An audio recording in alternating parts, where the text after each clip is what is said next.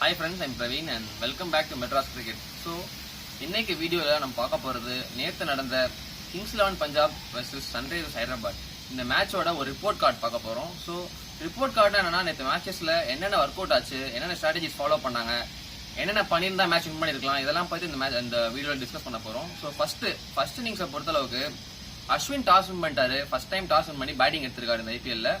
So பேட்டிங்கை பொறுத்தளவுக்கு பார்த்தீங்கன்னா கிங்ஸ் 11 பஞ்சாபுக்கு ஓப்பனர்ஸ் கெயில் அண்ட் கேஎல் ராகுல் ரெண்டு பேருமே ரொம்ப ஸ்ட்ராங்கான பிளேயர்ஸ் தான். ஸ்ட்ராங்னா டெக்னிக்கலா ஸ்ட்ராங் தான், ரன்ஸ் அடிக்கக்கூடிய பிளேயர்ஸ் ரெண்டு பேருமே. ஆனா என்னன்னா நேற்று கேஎல் ராகுல் ஃபர்ஸ்ட் 2 மேட்ச் நல்லா ஆடினாரு, செம்மையா கான்ட்ரிபியூட் பண்ணாரு. பட் நேற்று என்னன்னு தெரியல, கொஞ்சம் ஸ்லோவா ஆடிட்டு டக்குன்னு விக்கெட் விட்டு போயிட்டாரு.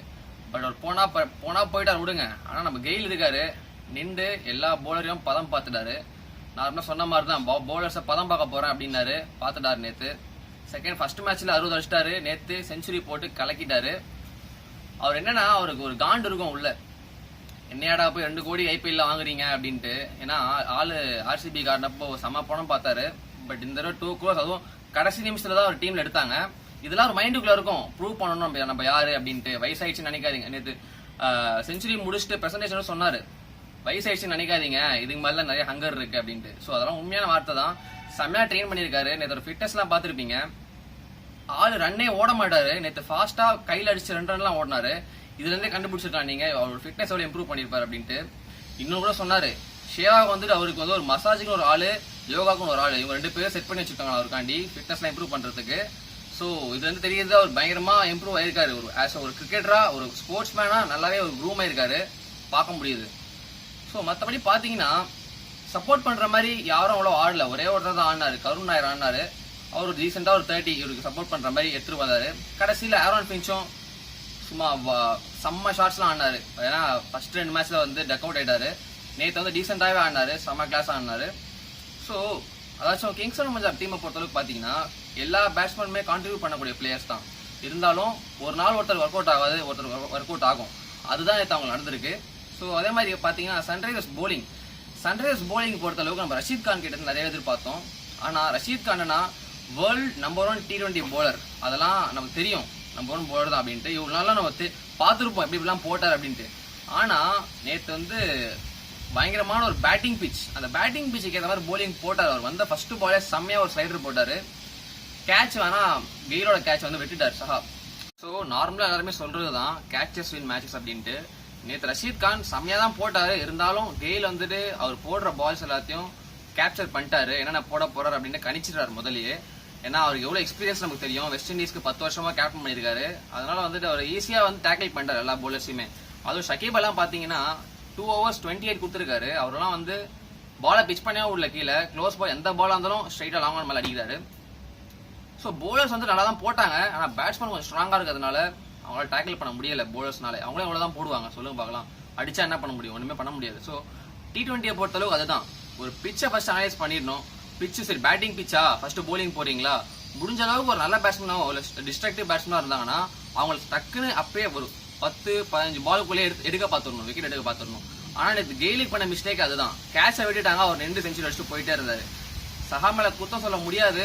பட் 2020 இதெல்லாம் பிடிச்சிதான் ஆகணும், அப்பதான் கேம் வின் பண்ண முடியும். நேற்று அந்த கேட்ச் பிடிச்சிருந்தா சொல்ல முடியாது, சன்ரைசர்ஸ் ஜெயிச்சிருக்கலாம். ஸோ இதெல்லாம் கொஞ்சம் பார்த்துக்கணும் அவங்க. மற்றபடி ஃபர்ஸ்ட் இன்னிங்ஸ் பொறுத்தளவுக்கு டீசெண்டாகவே போச்சு. ஆனால் கெயிலுக்கு வந்து ஹேட்ஸ் ஆஃப் ஒரு செஞ்சுரி. அதே மாதிரி செகண்ட் இன்னிங்ஸ்ல வந்து பார்த்தீங்கன்னா சன்ரைசர்ஸோட பேட்டிங் ஃபர்ஸ்ட் தவான் வந்துட்டு நல்ல நிக்கில் தான் இருந்தாரு. பட் பரீந்தர் ஸ்ரான் செம்மையா நியூ பால்ல போட்டாரு.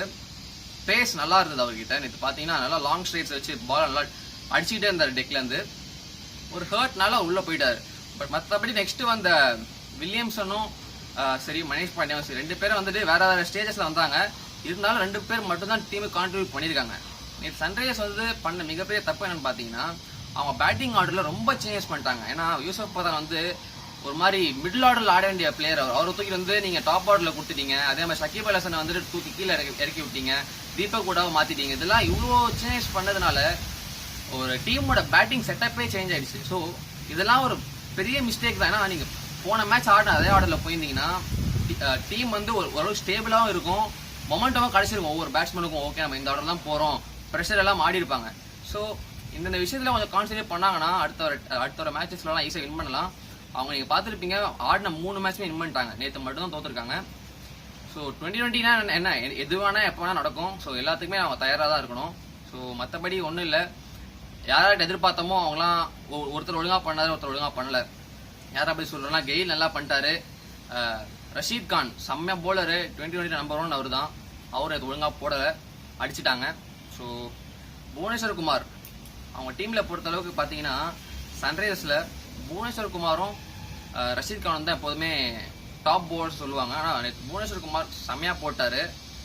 4 ஓவர் போட்டு ஜஸ்ட் 21 தான் கொடுத்தாரு. அவர் எல்லா மேட்சுமே நல்லா மெயின்டைன் பண்ணிட்டே வராரு. பார்க்கலாம் பர்பிள் கேப்லாம் கடைசியில் வாங்குறாரா இல்லையான்ட்டு. விக்கெட்ஸ் எடுக்க மாட்டேங்கிறாரு, பட் டாட் பால்ஸ் நிறையவே போடுறாரு. நக்கிள் பால்ஸ் தான் செம்மையாக ஒர்க் ஆகுது. ஸோ நீங்கள் ஒரு கிரிக்கெட்டராக ஏதாச்சும் கற்றுக்கணும் நேற்று மேட்ச்ல இருந்து அப்படின்னு பார்த்தீங்கன்னா ஆப்பர்ச்சுனிட்டிஸ் கொடுத்தாங்கன்னா டக்குன்னு கிராப் பண்ணிடுங்க. விட்டுட்டே இருக்காதீங்க. விட்டிங்கன்னா அவ்வளோதான் போயிடும். ஏன்னா இப்போலாம் வந்து காம்படிஷன் ரொம்ப ஜாஸ்தி ஆயிடுச்சு. ஸோ ஆப்பர்ச்சுனிட்டிஸ் விட்டுறாதீங்க. அதே மாதிரி கேப்டன் சொல்கிறத கேளுங்க. இது ரெண்டும் கொஞ்சம் ஃபாலோ பண்ணிட்டீங்கன்னா டக்கு டக்குன்னு மேலே வந்துடலாம். ஸோ பஞ்சாப் போலர்ஸை பொறுத்தளவுக்கு பார்த்தீங்கன்னா எல்லாருமே நல்ல போலர்ஸ் தான். என்ன இந்த பக்கம் சன்ரைசர்ஸில் ரஷீத் கான் அடித்த மாதிரி நேற்று வந்து நம்ம கேப்டன் அஸ்வின் அடிச்சிட்டாங்க, பயங்கரமாக போட்டு அடிச்சிட்டாங்க. ஒரு 4 ஓவர்ஸில் ஒரு 55 ரன் மேலே கொடுத்துட்டாரு. இது வரைக்கும் ஒரு 20 இவ்வளோ கொடுத்துருப்பாருன்னு தெரில. வேர்ல்டு கிளாஸ் போலர் தான் அவரும். நமக்கு தெரியும் சிஎஸ்கேக்கு எப்படி போட்டிருக்காரு, இந்தியாவுக்கு எப்படி போட்டிருக்காரு, சாம்பியன்ஸ் ட்ராஃபி, வேர்ல்டு கப் எல்லாத்தையும் பார்த்துருப்போம் அவரை. செம்ம போலர் இருந்தாலும் நேற்று நிறைய ட்ரை பண்ணார். வேரியேஷன்ஸ்லாம் ட்ரை பண்ணதுனால நேற்று வந்து அவர் ஸ்மாஷ் பண்ணிட்டாங்க கிரௌண்டை சுற்றி. நெக்ஸ்ட் வந்து ஆண்ட்ரூ டை செம்ம போலரு. 2020க்கு செம்ம ப்ராடக்ட் அவரு. அவர் knuckle balls, slower ones, bouncers எல்லாமே பக்காவாக இருக்கு.